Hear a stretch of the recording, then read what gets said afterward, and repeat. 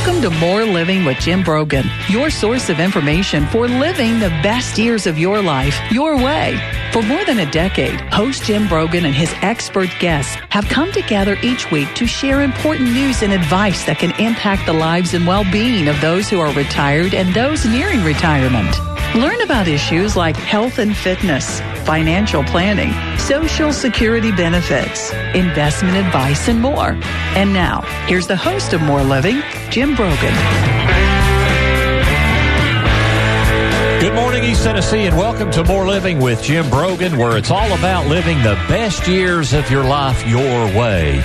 You're listening to News Talk 98.7 WOKI, and you know, the Oak Ridge National Lab and the Y-12 security complex have really been an integral part of East Tennessee since the early 1940s. The entire town was built around supporting the lab during the Second World War. And the DOE has evolved its projects and its presence throughout the decades, has an unbelievable impact economically here in East Tennessee. And now both ORNL and Y-12 draw thousands of employees, contractors, and visitors every year to the Knoxville area. Over the past 78 years, the lab and security complex have been an integral part of the economy and the history of our area. And our guest today is Mr. Ray Smith. He is historian for the city of Oak Ridge. Ray worked for Y-12 at Y-12 for nearly 5 decades as the Y-12 National Security Complex historian. He writes a weekly column for the Oak Ridger, and he's helped to document the history of Y-12 on film. Ray was awarded the National Nuclear Security Administrator's Administrator's Distinguished Service Gold Award, and in 2019 he was selected by the East Tennessee Historical Society to receive a Lifetime Achievement Award for Community History. So definitely the guy dialed into the history of Oak Ridge is with us in studio today. Good morning, Ray. Good morning. Good to be with you. It's great to have you with us. So let's dive into Oak Ridge. Okay. Oak Ridge was built in World War II specifically to house the workers who developed the uranium and plutonium for the atomic bomb. And it was kept secret from most of the United States, and it came to be known as the Secret City, I guess. I guess people had to know about it to call it the Secret City, right? Oh, the Secret City is a recent invention that we made. Yeah. Back then. That wasn't in the vernacular. Okay. But we've used that term for probably 20 years to promote the idea of Oak Ridge being a secret city. The interesting thing about Oak Ridge is it began back in the early 40s, actually in the late 1942, when they started the Manhattan Project. General Groves was given the assignment to lead that project, and his first trip that he took, days after being given the assignment, was to come to East Tennessee. And if you read in history books and think about how this place was chosen, this part of East Tennessee. How the world would Oak Ridge have been, outside of Knoxville? You'll read that it's inland from the sea, so they wouldn't fear attack from the sea. It's a rural area, somewhat of a rural area. Ridges and valleys, the lay of the land. One of the things that made it attractive was its proximity to Norris Dam. Norris had just been completed in 1936, so that was a source of electricity for what was going to be built there. But what may be closer to the truth of how the place was selected is when Albert Einstein wrote that letter to President Roosevelt saying Germany's buying up all this uranium ore, and they was afraid they were trying to build a bomb out of it. Roosevelt knew it would be an expensive undertaking, so he put General Groves in charge of the Manhattan Project. Groves had just finished building the Pentagon, so he knew how to put a large construction project together. He knew how to get private industry involved, and he knew how to spend money. So President Roosevelt also called in Senator McKellar, and he said, Senator, I need to put a large amount of money against a war effort, and I can't let the press or anyone know how much it is or what it's being used for. Can you help me with that? Senator McKellar said, yes, Mr. President, I can do that for you. Just where in Tennessee are you going to put that thing? That's pretty funny. Now, that likely had more to do with East Tennessee than getting anything selected else. than any lay of the land, proximity to the dam, or location. But all that near stuff Knoxville. kind of came together, and I guess the topography.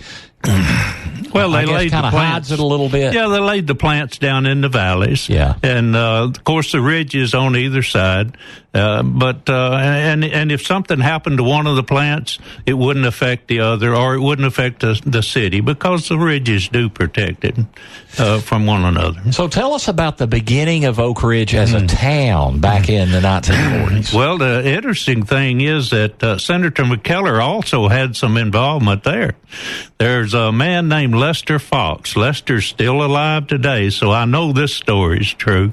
He's the patriarch of the Fox automobile dealerships in this area. But in 1942, he was a sophomore in high school at Oliver Springs, a little community just north of Oak Ridge, and he was skipping school.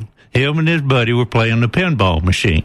When they got through, they were walking down the main street of the little town. They walked by the telephone office. Telephone operator leaned her head out and said, "Lester, go get the principal. He's got an important phone call." Now, Lester's skipping school. But he does. He goes and gets the principal.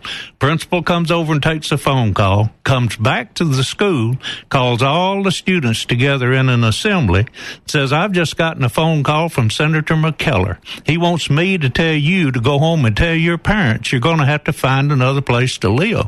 The government's going to take your property for the war effort." Now, Lester swears that's the way these 3,000 people first learned they were going to have to get off of 60,000 acres in order to make room for the Manhattan Project.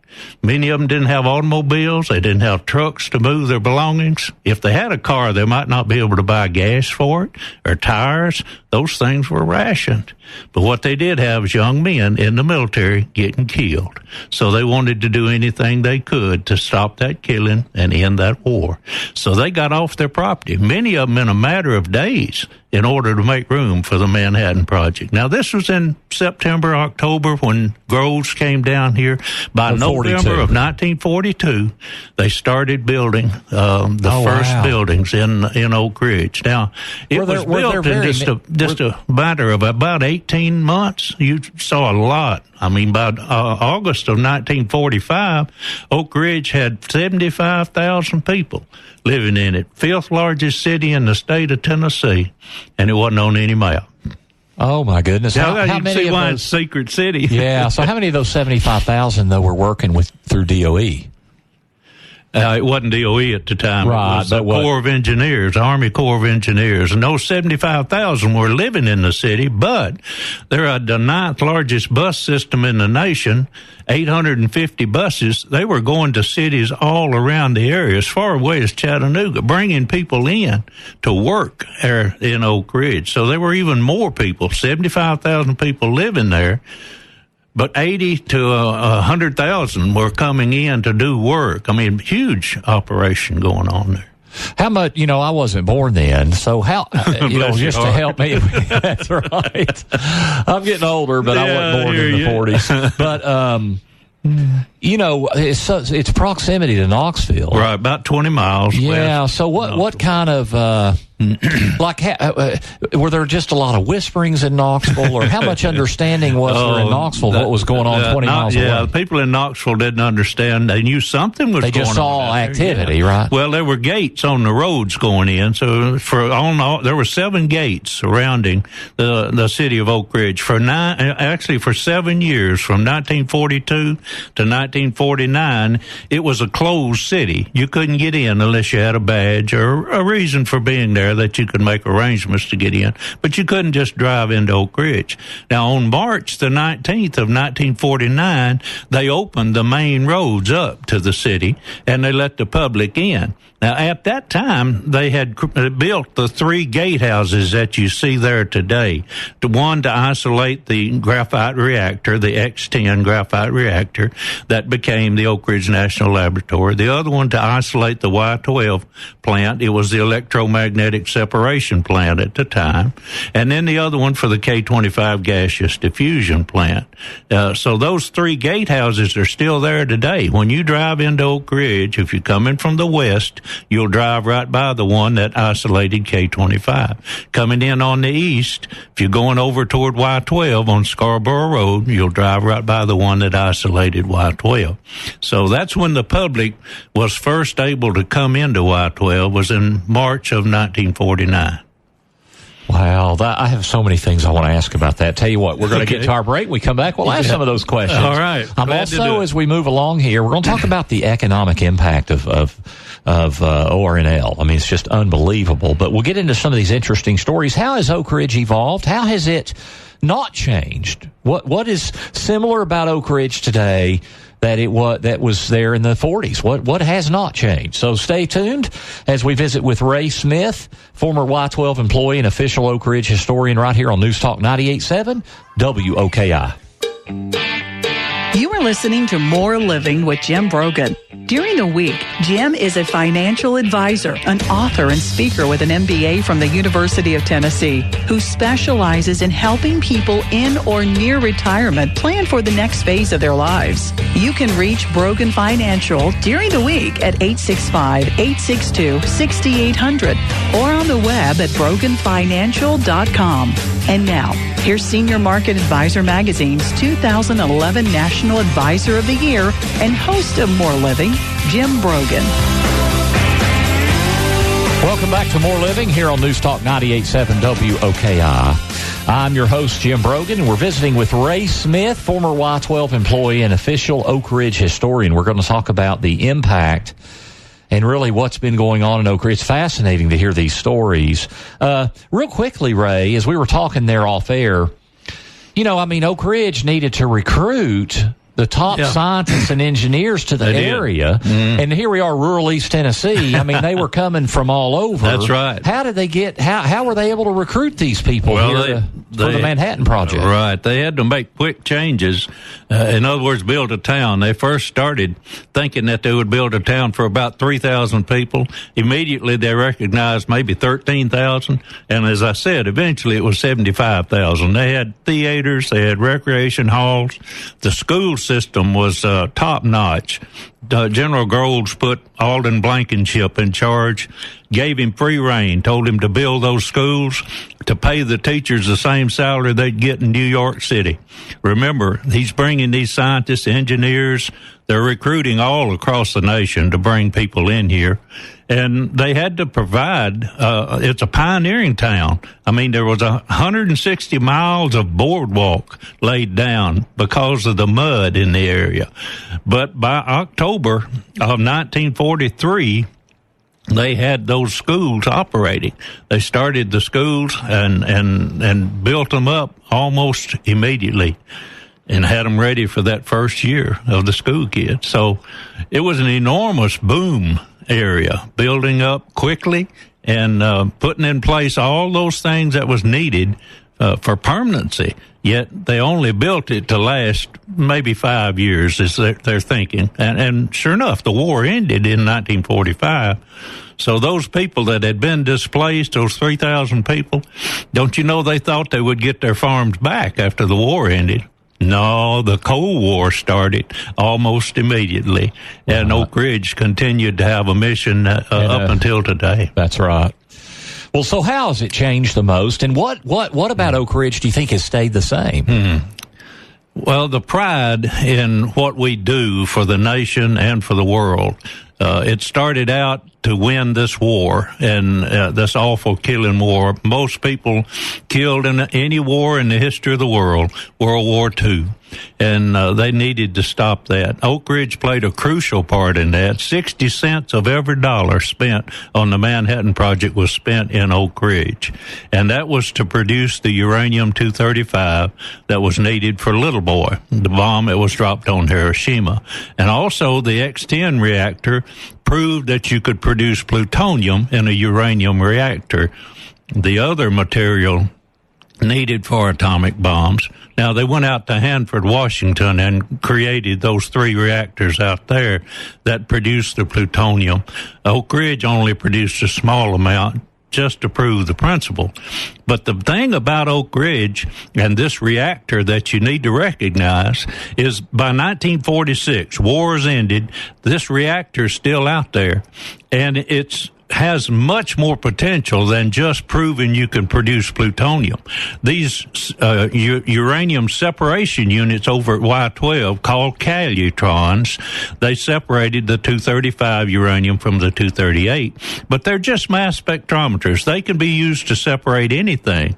So immediately they recognized if we separate other elements in the periodic table, some of which went over to the graphite reactor and were made radioactive, we produce in Oak Ridge the first nuclear medicine radioisotopes. Oak Ridge has continued to provide isotopes for nuclear medicine, for industry, for agriculture, all throughout the years, even to today. Now, these calutrons at Y-12 operated until 1998, one set of them, producing those stable isotopes. So the science, the equipment, the things that were put in place for the Manhattan Project not only ended the war, they introduced the nuclear age in the form of nuclear medicine and the scientific research that was done at the laboratory over the years. And Y-12 has produced the secondaries, that part of the nuclear weapon that has the uranium and other materials in it. They produced them for all of the nation's nuclear weapons, tens of thousands of them during the Cold War. Literally broke the Soviet Union's economic back because they tried to match Y-12 one for one and couldn't do it. So the impact of Oak Ridge to the world started out very, very important, has continued to be enormously important, and even today, the things that are being done in Oak Ridge have worldwide impact. Well, you talk about global expertise and innovation. It's just shy of 2,300 patents and licenses that have been created over all those years. Yes. It's pretty amazing. Right. That comes from an economic study that's done periodically that shows the impact of having the Department of Energy in this part of East Tennessee. It's not just an impact on Oak Ridge. Of course, Oak Ridge benefits from it, but the impact goes throughout the state. Enormous impact. Ultimately, the calculation is $5.6 billion of economic impact brought into the state of Tennessee by having the Department of Energy. Which is a phenomenal number. Phenomenal number. It absolutely is. Impacts 50 of the 95 counties have something that's going on that's related to supporting the Department of Energy in Oak Ridge. Yeah, wow. Let's shift for a minute. If you were a visitor coming into Oak Ridge, Ray, yes, where would you recommend that visitor go to see all that Oak Ridge has to offer? I mean, there's great museums, tours, restaurants. What would you recommend? Oh, that's easy. Thank you for asking that. I routinely deal with that. We have people coming in almost daily. In fact, it is daily. One of the things that's always highlighted is the American Museum of Science and Energy. And out of that museum, there is a DOE public tour that runs from March until November. And that goes to the three sites. It goes out to the Y-12 History Center in the New Hope Center. It goes over to the Oak Ridge National Laboratory, to the graphite reactor, stops at the New Bethel Church to give them a taste of what was before Oak Ridge, and goes around by the K-25, which is now East Tennessee Technology Park. And oh, by the way, there's a new history center being completed as we speak out at the old, where the site for the gaseous diffusion plant was, the K-25 site. It'll be opening up probably in January, and that'll be another stop that we'll add for people. And then when they come back into town, I always recommend that they not only see the American Museum of Science and Energy, but they go to the Oak Ridge History Museum, which talks about the people history, talks about the actual city history, and that's in an original Manhattan Project era building, the Midtown Community Center. And finally, and maybe most importantly, the new Manhattan Project National Historical Park is located in Oak Ridge. There's a location in Oak Ridge, in Los Alamos, New Mexico, and Hanford, Washington. But here in Oak Ridge, it's located in the Children's Museum of Oak Ridge, and their welcome center is there. The flat top house, that's one of the real, it is authentic housing in Oak Ridge. That's up at the Children's Museum. And then, of course, you ask about eating. Now, while it doesn't reach back to the Manhattan Project, I can't talk about Oak Ridge without mentioning Big Ed's Pizza. Yeah, everybody knows about Big Ed's Pizza if you've been here for any kind of time. And also the Soup Kitchen, which both Big Ed's and the Soup Kitchen are located in original Manhattan Project structures. And there are other restaurants throughout town that I could just name a whole list of them. Any of them and all of them are very good. Yes. Mm-hmm. That's fascinating stuff. I mean, I grew up here, and I've not thought, I didn't know I could do all that.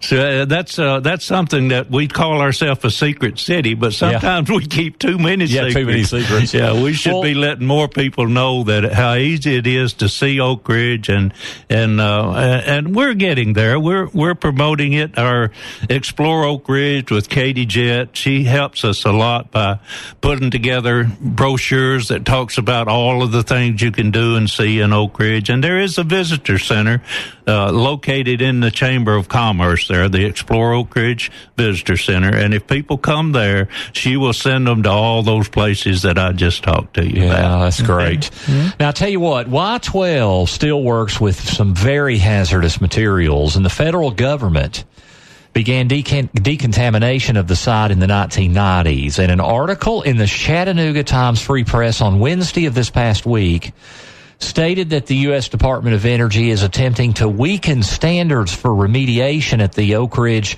Reservation Superfund site in Tennessee by constructing a new landfill to dispose of the buildings that are being torn down. And I want to get into, it's been kind of controversial, so we're going to get into that with Ray and get his perspective on that. Is that dangerous? Is it not dangerous? Is it overblown? What are his opinions of that discussion? Because it is very important as Oak Ridge moves forward in the entire East Tennessee area. We'll also have our dollars and cents segment. Charitable giving across the United States is down due largely to the Tax Cuts and Jobs Act. I'm going to talk about the importance of giving in your financial plan and how you can be strategic and wise about how you give those dollars to save on your income taxes. So don't go away as you listen to More Living with Jim Brogan, only on News Talk 98.7 WOKI. His weekly radio show, television news appearances, and adult education classes taught at the University of Tennessee and Pellissippi State Community College, Jim taps into his extensive knowledge and experience to address issues important to living your best retirement. Join Jim every Saturday morning at 9 a.m. here on News Talk 98.7 WOKI, and visit him online at BroganFinancial.com. And now, here's the host of More Living, Jim Brogan. You're listening to More Living with Jim Brogan, where it's all about living the best years of your life your way. This is News Talk 98.7 WOKI. We're visiting with Ray Smith.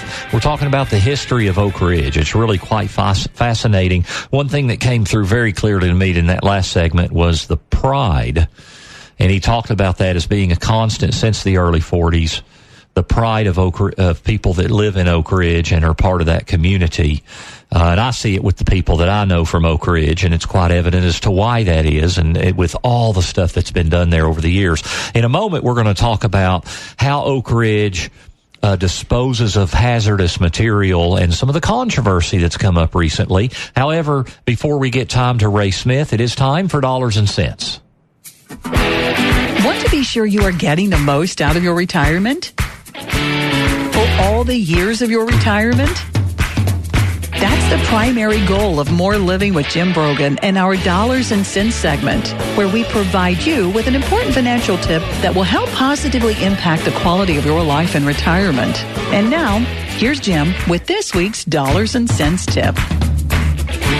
Charitable giving is down since the new Tax Cuts and Jobs Act was enacted in December of 2017. So in 18 and so far 19, it is down. And I think there's there's several important things to understand with charitable giving. One is, I think we need to give because there are plenty of people around us and in just here in East Tennessee, much less all over the state and the country, and then even all over the world, that just don't have it nearly as fortunate as we do. And it's important to give to those that are less fortunate. And then number two, I think the power of giving in a financial plan should not be underestimated. It's extremely powerful, and I think a lot of it has to do with our relationship with our money.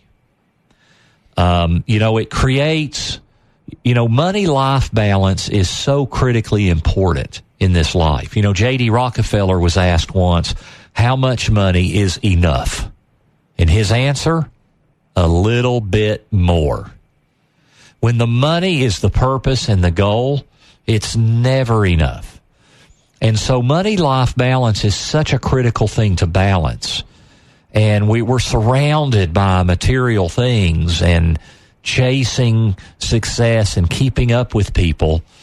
And I think what giving does is, when you follow your heart when you give, it helps keep money and life. It helps you with your relationship with money, keep a healthy balance and perspective on the money, because you're giving to people and to causes that need that more than you do, or that are very, very important causes. So I think it's critically important. So I think number one, you need to do it because it's going to improve the lives of people around you, and it's going to improve your life. Now then, second, we need to make sure that we're being strategic about it. We absolutely want to get every potential tax benefit we can. And one of the problems is fewer people are getting tax breaks from their donations to church and charity. According to estimates from the Tax Foundation, 14% of taxpayers will itemize deductions on their 2019 returns. 14%. It was 31% under the old tax rules in 2017. So 20% of the country lost the ability to deduct charitable contributions. So again, we shouldn't do it because of the tax benefit, but we should be strategic and try to take every advantage of the tax benefit that we possibly can. And charitable giving fell 3.8% on an inflation-adjusted basis in 2018. So about 4% reduction in charitable giving. So it's a dangerous area, I think. So a couple of tips to be smart.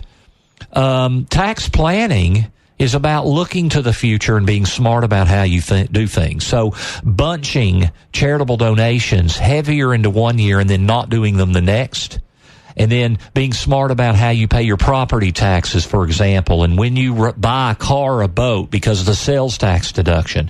This type of tax planning can put you in a position where you are itemizing every other year. So instead of taking a $24,400 deduction every year, you're doing $24,400 for 1 year. And then the next year, maybe you're doing 30 or 35. Then you go back to 24, then to 35. So you're getting an extra $8,000, $10,000, $12,000 deduction every other year. Now, if you're given to a lot of charities or churches, or you're worried about the charity, Jim, they need my money every year, rather than bunching all that together, you can set up a donor-advised fund. A donor-advised fund is a charitable fund that you set up, you fund it. It is an irrevocable gift. You take the tax deduction in full when you fund it, but then you're in control of the investment and the ultimate distribution of that money. So let's say you're given, $10,000 a year to your church, just as an example. You could put $20,000 in there this year and give $10,000 right away to the church, and then leave the other 10 in there and give it next year. So there are a lot of tools we have to be successful with how we time things. And then if you're over 70 and a half, you've got to be doing qualified charitable distributions. You're able to do something at your age that no other taxpayer is able to do, and that is take a tax-free distribution from your IRA. Only people 70 and a half can do it. You give it directly from your IRA to the charity or the church, and it comes off of your page one taxable income. If your minimum distribution is $20,000 and you give $5,000 to church or charity and it's made out directly to the charity, you only pay tax on, you only have $15,000 added in on page one into your adjusted gross income. You still get the deduction on page two. So for those of you over 70 and a half, it's a no-brainer. Everybody else, it's how we bunch things, it's planning them, it's using the advantage of a donor-advised fund if that's what we need to do. You've got to be smart. So, number one, do it because it's going to improve your life and the lives of people around you. The power of giving. And then number two, be very smart and strategic about taking every advantage of the tax code that you possibly can. That's our Dollars and Cents segment for this week. You can find this week's Dollars and Cents segment and others by visiting BroganFinancial.com. Check us out online at BroganFinancial.com. You can follow us there on Twitter and Facebook. Hey, our next classes, our college classes are up. And you can register for that at my website. If you go to BroganFinancial.com, click on classes. My next class at the University of Tennessee, it's the very end of January. I think it's either the 30th or 31st. And, but it's right there on the website. You can click on a link, take you to a UT page where it'll show you can download the syllabus and see a short video, and you can click to register. And then I'm at Pellissippi State in Hardin Valley in March. I'm out in Blount County in April. All those classes now are open for registration. I would urge you to go there in 2 2-hour sessions, 2 successive weeks. I'm going to give you everything I can so you can make informed and prudent decisions that can impact the quality of your life. Tax Cuts and Jobs Act, a big part of that class, because every dollar we can save on our taxes is money in your pocket, and you can improve your after-tax return on everything you do financially. So that's one big piece of 7 or 8 areas that we talk about in that class. So again, go to BroganFinancial.com. You can also register for our weekly e-blast where we provide you links to all of our content and materials we put out. You can also sign up for a free consultation if you'd like to come in and get a second opinion on what you're doing. This morning on More Living, we're visiting with Ray Smith, former Y-12 employee and official Oak Ridge historian. And I mentioned there before the break, Ray, Y-12 still works with some very hazardous materials, and the federal government began contamination of the site in the 1990s, and there have been some changes of late from the Department of Energy on how they handle what they call remediation at the Oak Ridge Reservation Superfund site. And they're talking about, as they deal with this material when they tear down buildings, they're talking about doing a new landfill to dispose of those materials in Oak Ridge. And it's been kind of, EPA's come out against it. What's your opinion of what's going on there? Bring us up to date of what's going on as well. I'll be glad to. We have the Environmental Management Waste Management Facility that's over in Bear Creek Valley, just west of where Y-12 is located, and it's been a very valuable asset for us. We've, over the last several years, in taking down the buildings at the East Tennessee Technology Park and bringing that into an industrial area that can be reused, by having that on-site disposal facility, we've saved over $1 billion in taxpayer money that would be used to continue that demolition and decontamination of the area. And so, to be clear, previously we've been shipping a lot of that stuff out to the desert. No, it's all been coming to this. This demolition from Y-12 that's going to start, and what's been going on at the East Tennessee Technology Park, actually built a road to take it over to that on-site facility. So that demolition that you're talking about, the cleanup, that's going to be starting, and actually is starting and has been going on for a while in Y-12, will soon be happening over at the Oak Ridge National Laboratory as well. And that's the reason for an additional on-site disposal facility, because this one is going to be filling up probably in the next 5 to 7 years. It will be filled, and you need another place. Now, this disposal site is one that is prepared for and capable of containing that material. Remember, you're talking about uranium from the K-25 site, low levels, but of course needs to be protected and needs to be handled properly as it's being disposed of. And in the case of Y-12, the main thing you're talking about there is the mercury contamination that'll have to be dealt with in the future years. And then over to Oak Ridge National Laboratory, there are other sorts of contaminants that will need to be dealt with as well. But the importance of having this on-site facility and avoiding that extra cost of transporting waste out to the out west is an ideal solution that needs to be pursued. And yeah, there is controversy over it. Now, what would you say to the environmental lobby? But I believe they're working those out. Yeah, what would you say to the people that say, "Oh, it's not safe"? Oh, I would say you're absolutely wrong. Okay. It is safe. Yeah. I mean, I live right across the ridge from it. I have no concern. Now, I'll tell you what, when we come back, we're going to talk about the largest construction project in the history of the state of Tennessee with the uranium processing facility and what that means for East Tennessee. We're going to talk about renewable energy as well. So stay tuned as we visit with Ray Smith, former Y-12 employee and official Oak Ridge historian, right here on More Living on News Talk 98.7 WOKI. Thank you for listening to More Living with Jim Brogan. If you miss any of today's show or want to listen to it again, visit BroganFinancial.com, where you can access the podcast and other educational materials to help you in your journey through retirement. And now, here's Senior Market Advisor Magazine's 2011 National Advisor of the Year and host of More Living, Jim Brogan. Welcome back to More Living here on News Talk 98.7 WOKI. I'm your host, Jim Brogan, and each year the Department of Energy generates over $2.2 billion in total personal income through more than 34,000 jobs that DOE supports across 50 counties in the state of Tennessee. It's a remarkable economic impact. And recently, Y-12 National Security Complex has begun constructing the largest construction project in the history of the state, a $6.5 billion, with a B, $6.5 billion uranium processing facility. Ray, will projects like this maintain steady growth? From your perspective, sure. Talk about the impact on this area of what's going on there. Well, in fact, that is the largest construction project in the history of the state after the Manhattan Project. Stop and think about that.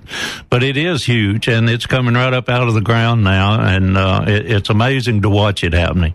It will provide for the ability for Y-12 to continue for the foreseeable future to disassemble those nuclear weapons that are coming back. The secondaries come back to Y-12, and the storage facilities there. The uranium mission for Oak Ridge and for Y-12 has been at the heart of what Y-12 has done throughout the Cold War, and it will continue to be the center of excellence for uranium for the nation. And even when you find uranium in other places around the world that need to be protected, the Oak Ridge National Laboratory and Y-12 have formed a team that actually goes anywhere in the world and makes sure that terrorists don't get a hold of that material, but it comes back to Oak Ridge, and it's properly handled here at the Y-12 facility. So that uranium processing facility is very important, and it is on schedule. It is coming along just as planned. Will be operational by 2025. And so it's a huge undertaking, but it's vitally important for the nation. So it's good to have it here. Obviously, there's lots of jobs associated with it and its construction. And again, biggest construction job in the history of Tennessee. And so it'll continue driving and having a huge impact on us economically here in East Tennessee. You bet. Now, with climate change and with all of the focus on our climate, that renewable energy has become an integral part of the discussion. How does DOE look at renewable energy and potential programs in the East Tennessee region? Well, the Oak Ridge National Laboratory, a basic science, largest one in the Department of Energy system, has a significant amount of effort toward research in energy and renewable energies, also in basic materials, neutron science, and of course the most powerful supercomputer in the world. Now, that's where you can really look at the reality of climate change when you get into that supercomputer, and you can build models that talk about what the impacts are. In realistic and visual terms, you can see the facts of how climate change is developing over time. And again, all of the energy sources are very important to us as we look to the long term. What are we going to have beyond fossil fuels?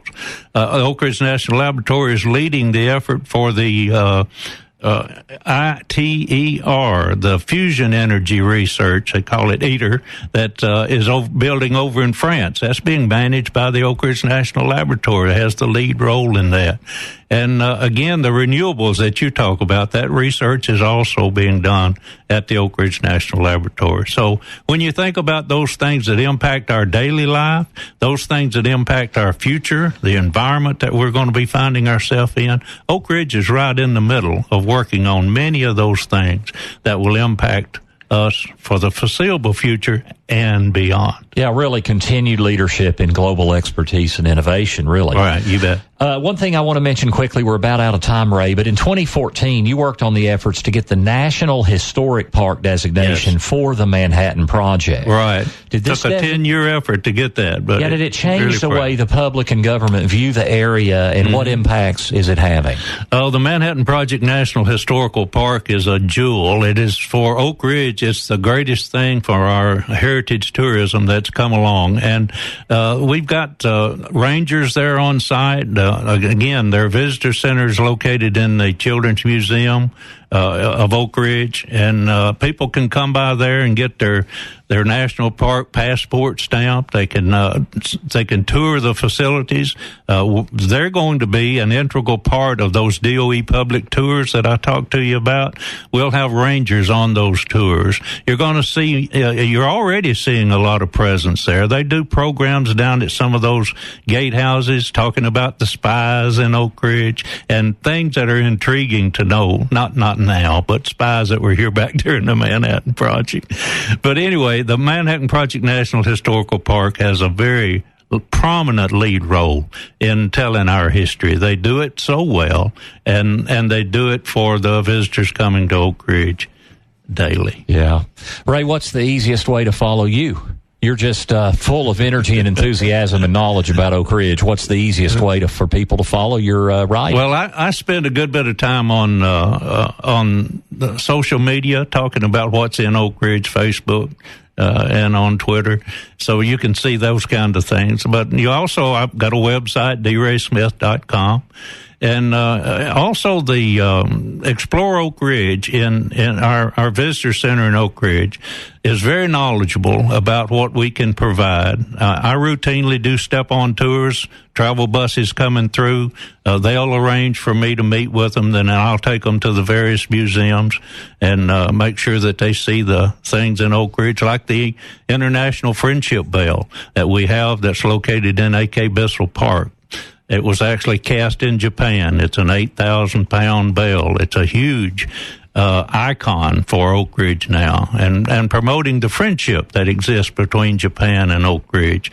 We have exchange students coming in from our sister city of Naka, Japan, and they always want to ring that bell. So visitors to Oak Ridge can do things from the bell. They're ringing the bell. They can go by the Secret City commemorative walk and learn about those 7 years when Oak Ridge was the Secret City. The American Museum of Science and Energy, Oak Ridge History Museum, Children's Museum of Oak Ridge, Manhattan Project National Historical Park, Y-12 History Center, and soon to be the K-25 History Center. Yeah, so lots of ways. Come on to Oak Ridge and see us. Yeah, lots of ways to be plugged in there. Again, you can follow him at D. Ray Smith. That's letter D, Ray Smith. .com. Thank you, Ray, so much for taking time out of your busy schedule. What a fountain of information and enthusiasm. As we've discussed the history of Oak Ridge and its incredible economic impact and where it's headed and moving forward as well, because a greater community provides for more living so you can live the best years of your life your way. Thank you for tuning in. Thank you, Colin, running the board. Check us out at broganfinancial.com and follow us and get our weekly newsletter e-blast. And thank you for tuning in and helping us make more living News Talk 98.7's number one listen to weekend show. Have a great week. The views expressed by Jim Brogan and his guests are not that of Cumulus Media. Any discussion of financial, legal, and tax planning strategies is not intended to be individualized advice and is general in nature. Always consult with your advisor for advice specific to your needs. This program's content does not represent a recommendation of any particular security, strategy, or investment by Jim Brogan or Brogan Financial Incorporated.